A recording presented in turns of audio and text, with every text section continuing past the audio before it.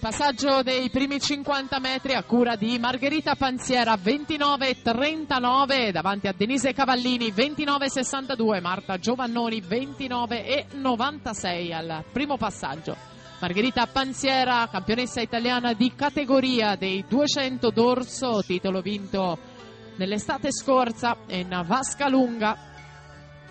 Ieri autrice di un'ottima prestazione nei 400 stile libero, penalizzata da una squalifica per falsa partenza. E intanto decisa a vendicarsi in questa distanza più breve dei 200. Margherita Panziera ancora avanti, 1:01,85, Denise Cavallini 1:01,91, Marta Giovannoni 1:02,26 di passaggio a metà gara.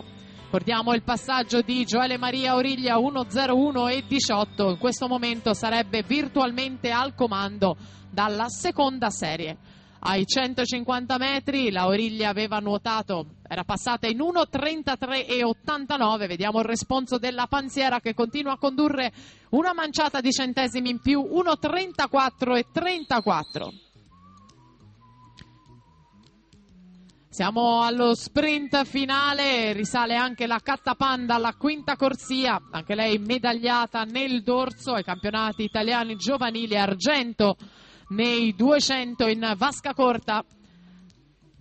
Andiamo a vedere il testa a testa virtuale, Margherita Panziera al comando contro il 2:06,72 della Origlia, fa meglio la Panziera, 2:05,59.